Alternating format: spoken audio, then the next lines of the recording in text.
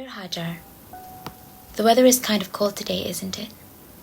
It has been raining these past few days, the type of weather I know you love the most. Rainy, but not stormy, cold enough for sweaters and warm blankets. The days when holding a warm mug of tea feels just right. I hope you are warm and safe right now. I understand that you've been going through some heavy emotions, and I wish I could be there to hold you. So for now, let me just lend you a bit of strength and comfort. I'm sure you already know this, and you'll probably brush it off as I say it, but I need you to know that I am here for you. Truly. I know it's difficult for you to express how you feel. I see how sometimes you struggle to find the right words, and that you are afraid of expressing in a wrong way or of your words being misinterpreted. So let me tell you this. I will just listen. You don't need to explain how you feel or why. You can just lay your thoughts and your heart on me, and if you'll allow, let me carry them with you. You always describe yourself as a difficult person, but I don't think you are. I think you are just rich in emotion, and I think that's the most beautiful part of you. That you are able to feel things so deeply. I think you are a wonderful person. The things you feel may be difficult, but the fact that you are able to hold them is brave. But you know what?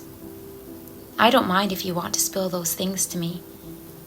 It must be really lonely for you to keep shouldering all that baggage on your own.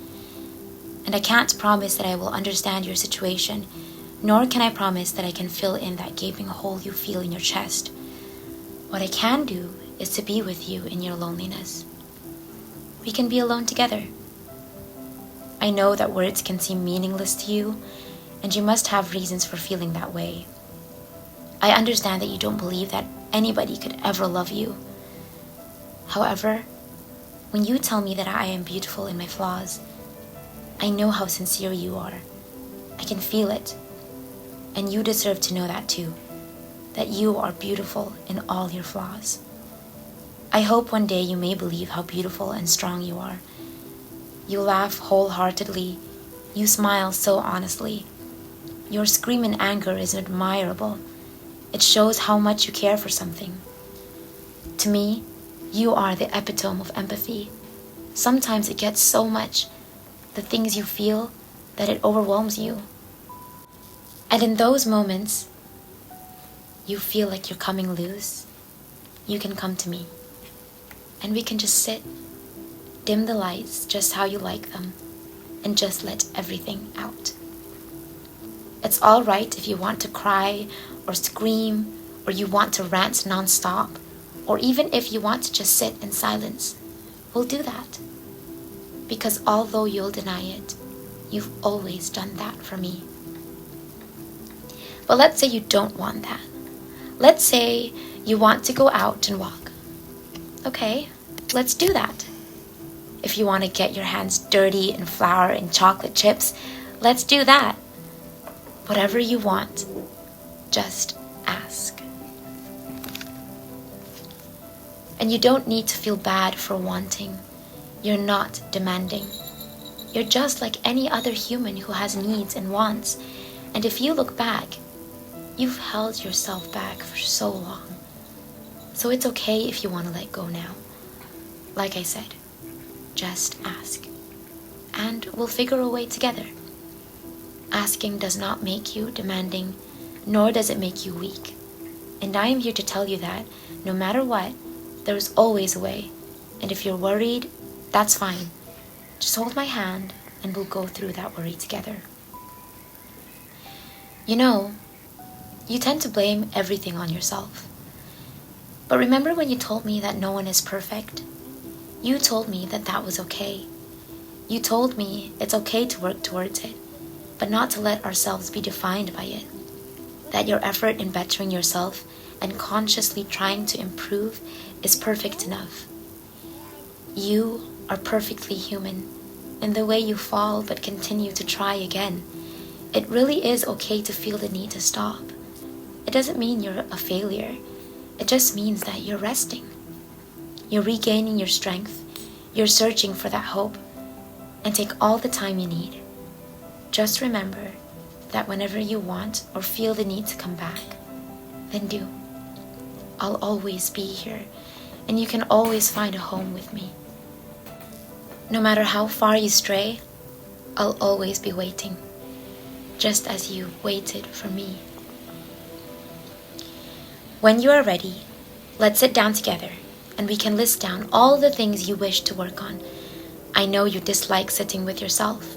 You always avoided it, and I guess I can relate to that. It's hard to be with yourself when all you see are reruns of your mistakes. So let's do it together instead. I can write down what I love about you, and you can write what you love about me. Then we'll write down what we think each other should improve on. Maybe we'll realize that the negative parts of ourselves are not so bad after all. Remember when you said you felt like you were argumentative and you thought that's what people find uncomfortable about you? What if I told you that I don't feel that way? What if I told you that when I see your eyes round in disbelief, or when I see that expression of disagreement, I actually get more curious? Because I do. I love it when you argue with me. Not in a negative way, of course. But I love to see when you believe in something, you're so passionate to stand up for its cause. And I always hope that nothing will get in the way of saying what you think. Even if you think they are useless, I'd like to hear them. For everything you say is meaningful for me. I can also see that it's not that you purposely want to oppose others' opinions, but it's more of you exploring those thoughts to understand it more. You aren't afraid to challenge yourself, to challenge your beliefs. And I think that's admirable. Especially when you learn something new, you're able to reset your perspective. You're a hungry learner, thirsty for knowledge, and hungry for different views. You're not argumentative.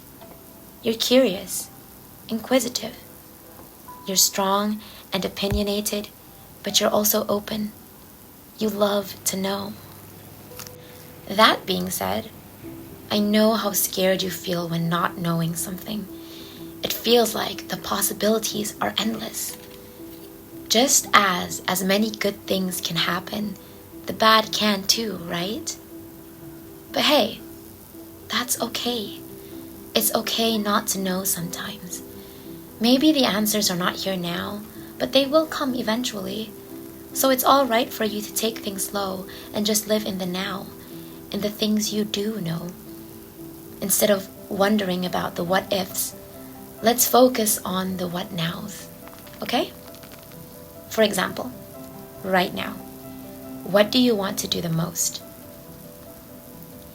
For me, it would be to see you as soon as possible, to hold you in my arms and know that you are here with me. But since I can't do that, here I am writing this to you so that you may feel my presence here on this page, here between the lines. I know that what you crave the most now is a physical presence, to have that solid proof someone is there by your side, to feel grounded, to feel like you are being held. I may not be there now, but know that I am here with you, always. And I believe in you. I believe that despite you feeling like you're slipping away, I believe that you are strong.